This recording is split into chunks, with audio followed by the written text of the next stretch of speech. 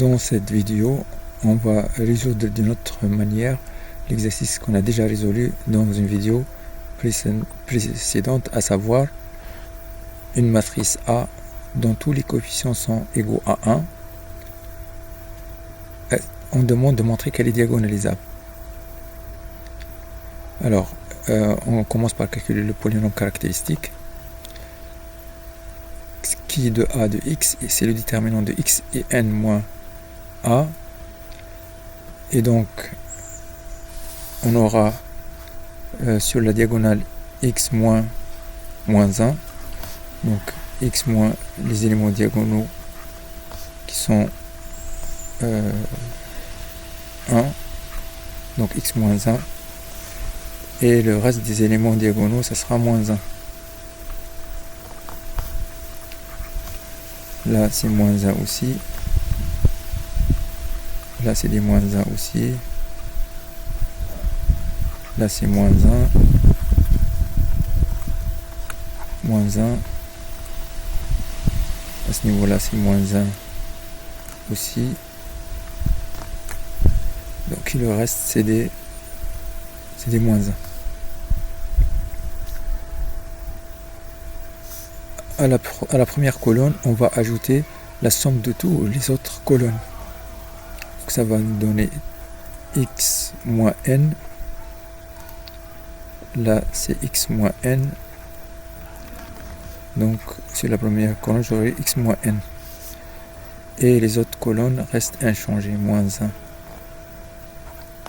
Moins 1. Donc, c'est x moins 1. Là, c'est moins 1. Là, c'est x moins 1. Là, c'est moins 1. Voilà. Donc, dans la diagonale, on a x moins n, après x moins 1 partout sur la diagonale.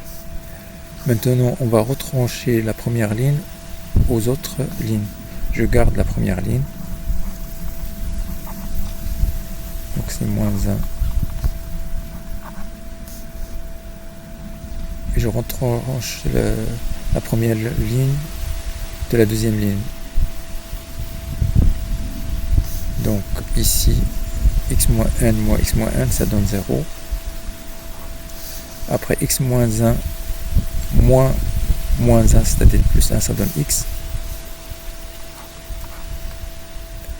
Et le reste, ça va être des 0.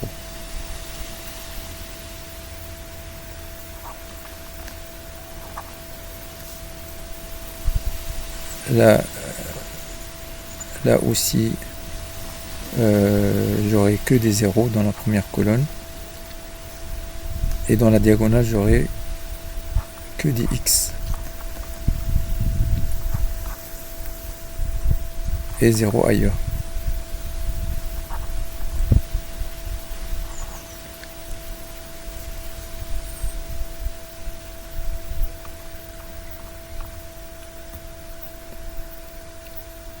Là, c'est 0.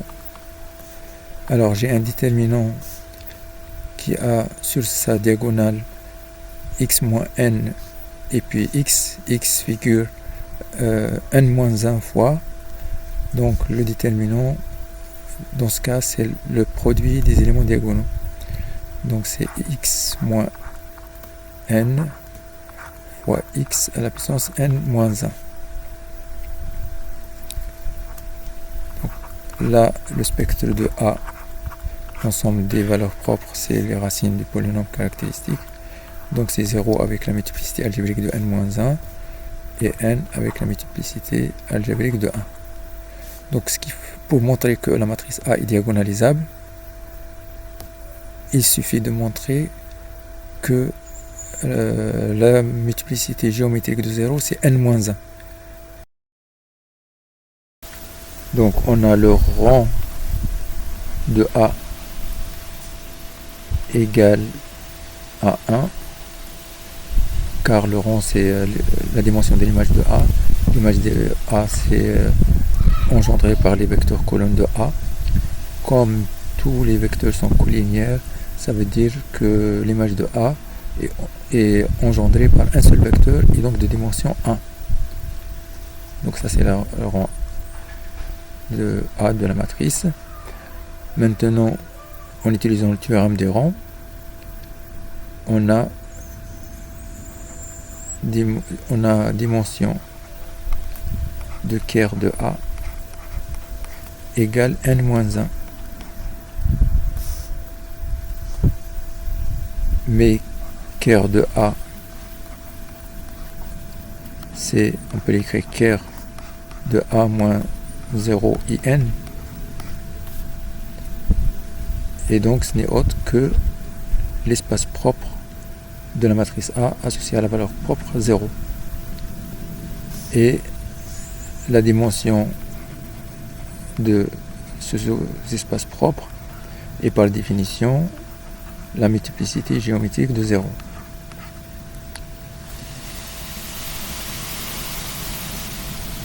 Donc la multiplicité géométrique de 0 vaut n-1 égale à sa multiplicité algébrique. Bien sûr, la multiplicité algébrique de n, on a vu que c'était égal à 1. Elle est aussi égale à la multiplicité géométrique de n. Donc on a pour chaque valeur propre, la multiplicité algébrique est égale à la multiplicité géométrique. Donc A est diagonalisable